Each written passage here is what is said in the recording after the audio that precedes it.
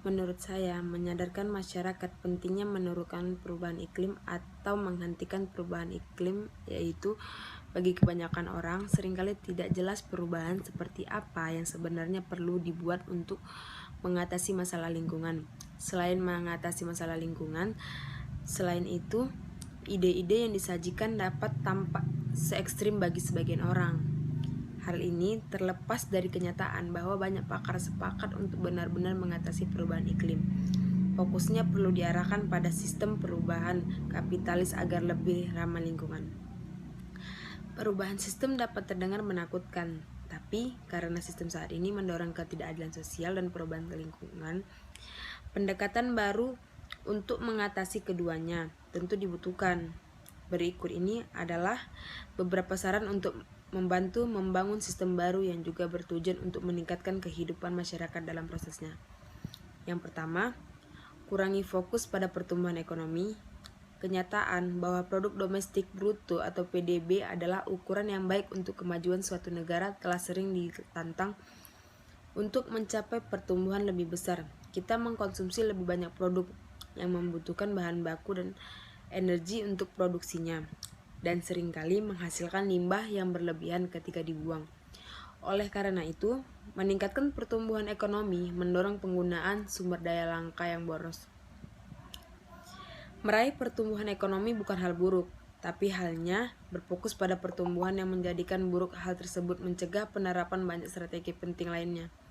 Bahkan ketika strategi tersebut benar-benar bermanfaat bagi mayoritas masyarakat, seperti yang dinyatakan oleh ekonom Raworth, kita harus menjadi agnostik tentang pertumbuhan ekonomi dan menerapkan pengukuran-pengukuran kesejahteraan sosial lainnya seperti indeks pembangunan manusia dan Gini Progress Indicator yang menggabungkan keuntungan finansial dengan keuntungan non-pasar seperti kesehatan manusia dan penurunan kerusakan lingkungan.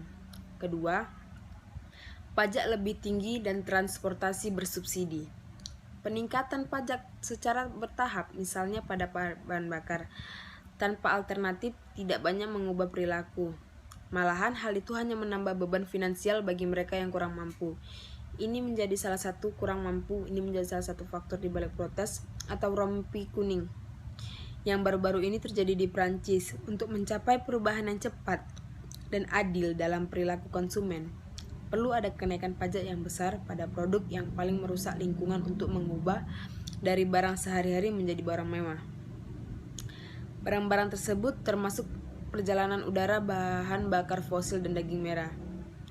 Kita juga perlu memastikan alternatif yang berwawasan lingkungan tersedia dan disubsidi secara besar-besaran. Alternatif ini meliputi transportasi umum yang disubsidi dan dapat diandalkan, skema berbagai mobil untuk memungkinkan penggunaan mobil sekali, penyewaan sepeda, dan subsidi untuk sayuran segar dan makanan pengganti daging yang semuanya akan membantu orang dengan mudah beralih ke gaya hidup yang lebih sehat dan ramah lingkungan. 3. Bekerja lebih sedikit. Dari sudut pandang lingkungan, bekerja lebih sedikit baik seminggu 4 hari atau hanya bekerja dalam sebagian tahun ini memiliki banyak manfaat. Lebih sedikit bepergian ke tempat kerja, lebih banyak waktu untuk memasak makanan sehat, dan lebih banyak waktu untuk berlibur. Tanpa perlu naik pesawat, pengurangan pendapatan rumah tangga juga berarti lebih sedikit kesempatan untuk mengonsumsi berlebihan barang-barang mewah yang mendorong pertumbuhan ekonomi tanpa menambah banyak nilai bagi masyarakat. Rencana 4 hari kerja seminggu dan penghasilan dari universal juga akan membantu menciptakan pekerjaan yang lebih bermakna, melindungi kesehatan mental masyarakat dan mengurangi ketidaksetaraan masyarakat serta menyediakan lebih banyak waktu luang dan keluarga. Berpikir secara lokal, hanya sedikit orang yang benar-benar dapat mengidentifikasi skala deforestasi di Asia untuk minyak kelapa sawit atau di Amazon untuk diperternakan sapi. Inilah mengapa untuk benar-benar mengatasi perubahan iklim kita perlu berpikir secara lokal dan memahami dampak perilaku kita terhadap masyarakat kita, pertanian, produksi energi, dan pembuangan limbah. Beberapa contoh nyata. 5. Belajar tentang alam dan menjaganya. Ada sebuah keterputusan dari dunia alam ditunjukkan bahwa dalam lingkaran akademik dan kebijakan dengan monetisasi alam dengan melihatnya melalui jasa ekosistem dan kontribusi terhadap kesejahteraan manusia. Dengan menyediakan makanan, air, kayu, dan obat-obatan misalnya. Semua hal ini seakan membuat manusia dapat menentukan harga pada alam dengan mendefinisikan sumber daya bumi sebagai modal alam. 6. Jangan hanya mengandalkan teknologi.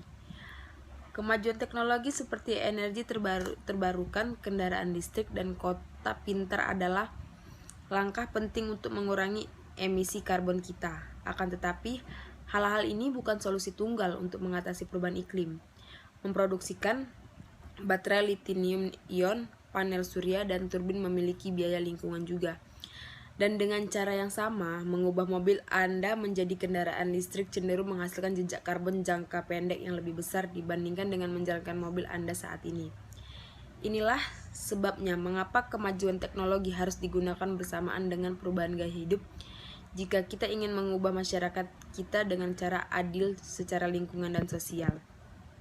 Menurut saya, carbon trading dapat berpengaruh terhadap perkembangan perekonomian Indonesia karena sistem ini umumnya diterapkan dalam pasar karbon wajib karena untuk sistem ini diperlukan pembatasan emisi gas rumah kaca pada pihak peserta pasar.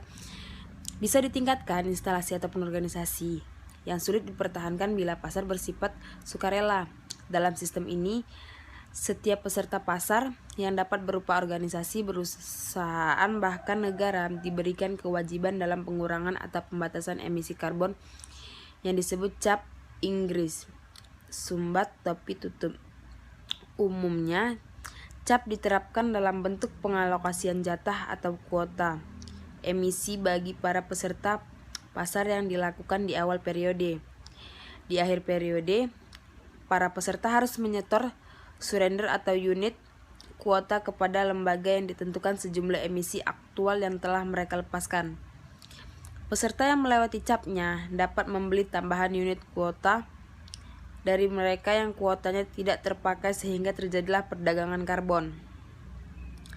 Dalam sistem ini, setiap pihak yang terkena pembatasan emisi harus melaporkan emisi gas rumah kacanya secara periodik atau biasanya tahunan kepada lembaga yang ditentukan. Dari data tersebut dapat diketahui apakah emisi pihak tersebut melebihi batas yang ditentukan atau tidak. Untuk membuat kebijakan, data ini juga digunakan sebagai menentukan batas emisi di tahun berikutnya. Umumnya, kebijakan pembatasan emisi dan sistem perdagangan emisi diterapkan pada sektor yang emisinya tinggi. Misalnya industri. Dengan demikian, diharapkan diperoleh sejumlah besar penurunan emisi dengan biaya relatif rendah. Pada prakteknya, penerapan perdagangan emisi membutuhkan persiapan yang cukup lama, khususnya terkait pengumpulan data, namun pengelolaan relatif sederhana karena yang menjadi fokus adalah data emisi organisasi, bukan hasil kegiatan-kegiatan penurunan emisi. Dengan demikian, tidak diperlukan perhitungan penurunan emisi dengan berbagai metodologi ilmiah yang rumit. Sistem perdagangan emisi yang terbesar saat ini adalah European Union Emission Trading System atau EU ETS yang praktis menjadi acuan bagi pasar karbon di seluruh dunia.